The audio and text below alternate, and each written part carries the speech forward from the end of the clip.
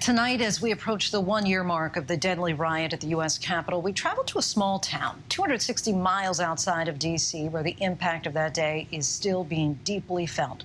Rocky Mount, Virginia, is home to 2 of the 3 active police officers who federal authorities have now charged in the storming of the Capitol building. Their involvement has deeply divided the town and resurfaced long-running debates over race, history, and politics. So where do they go from here? ABC's Devin Dwyer went there to find out. The chaos that stunned the world on January 6th had roots in sleepy southern towns like Rocky Mount, Virginia, in the quiet foothills of the Blue Ridge Mountains, where moonshine and bluegrass are king and symbols of Donald Trump and the Confederacy are immortal. We just accept it and we just take it for what it is. This is their land, this is their county, and we just live in it. Rocky Mount is predominantly white and politically conservative. The passions poured out in the Capitol riot were no surprise here, but the involvement of 2 of their own sent shockwaves through the town. Jacob Fracker and Thomas Robertson, seen here making an obscene statement in a selfie from inside the Capitol, are 2 of just 3 active police officers that federal authorities have charged for their alleged actions that day. I think it was actually shocking. Everyone I've talked to was totally shocked that those 2 men would do that. On social media, the Rocky Mount cops, both military veterans, celebrated their participation.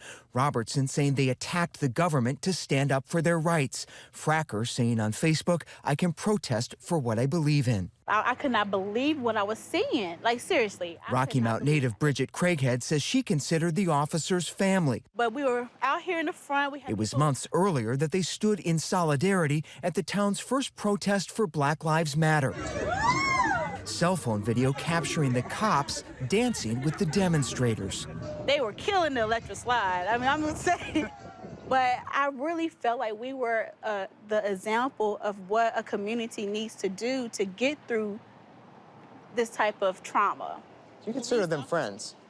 We were. And when we saw each other, hey, how you do? This is a small town.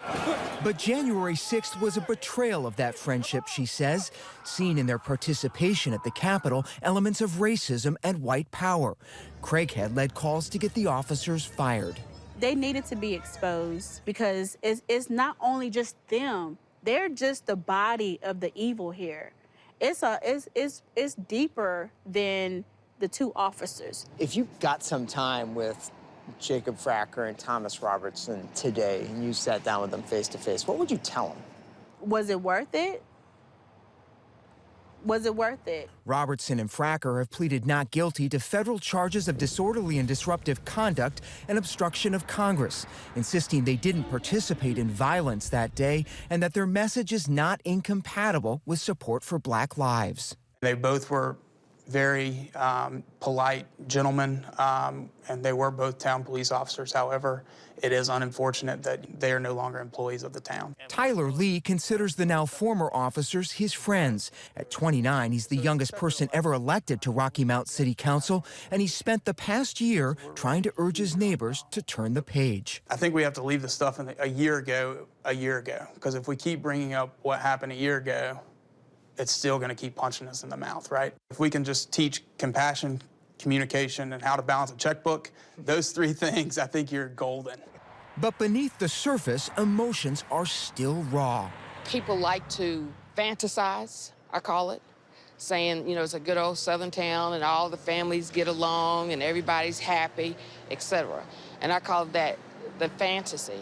School board member Penny Blue says the riot resurfaced divisions over race, history, and politics that date to the Civil War and rekindled her disgust with Confederate symbols like this memorial statue, which was erected just 10 years ago after an older version was damaged. I don't admire the Confederate dead.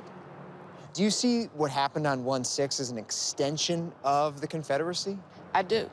It was an insurrection, and that's what these people did. It was an insurrection. Trump did not radicalize these people. He took advantage of what was already here. When I say here, I mean in Franklin County in America. This part of the area is dominated by Trump's supporters. He still looms large here, even a year after leaving office. Voters here last fall broke heavily for pro-Trump Republican Glenn Youngkin for governor in a campaign dominated by debate over critical race theory. The town also tapping a new, more conservative representative to the State House of Delegates, a former member of Trump's 2020 legal team who fought the election results. You must never have been cheated by somebody. Some of these people will go to their grave holding that grudge forever. Ren Williams, whose family has deep ties to this community, faced off against Bridget Craighead in November and won in a landslide. Church and God is a big thing for us. History, as you said, we're steeped in history, and we feel as though people who don't understand our way of life or they don't resonate or connect with us, they dismiss it and they think it's less than. Did you consider the events of 1/6 at the U.S. Capitol an attack on the government? How do you view what took place there? I personally view it as a riot, and I condemn all rioting. I condemn what we saw in January 6th and going into the Capitol and things like that. Go out into these small towns and actually see if anybody is talking about January 6th anymore, because they're not. They're not discussing it. Williams is convinced Trump will run for president again. Others in the community wait anxiously for word on his intentions. At Rocky Mount United Methodist, the political divide is evident in the pews. If you have any hope of healing, you got to talk about what's hurting. So how do you bridge the divide between those two groups of people who sit in your pews? I tend to believe that honesty is the best policy. Ripping off the Band-Aids, the best way to move forward. So we talk about it. We're unafraid here.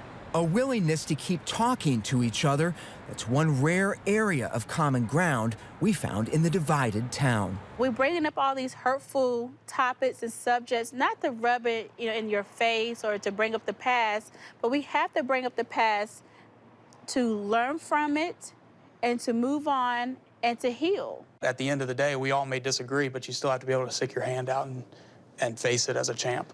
As both sides of the debate in Rocky Mount say it's faith that will see the town through. To grow some flowers, you got to disturb the dirt. So this has been a disturbing year, just like 2020 was. But I believe in growth, and it comes through sometimes seeing things messed up for a little bit. For ABC News, I'm Devin Dwyer in Rocky Mount, Virginia. Sometimes you have to disturb the dirt. Our thanks to Devin for that. Hi, everyone. George Stephanopoulos here. Thanks for checking out the ABC News YouTube channel. If you'd like to get more videos, show highlights, and watch live event coverage, click on the right over here to subscribe to our channel. And don't forget to download the ABC News app for breaking news alerts. Thanks for watching.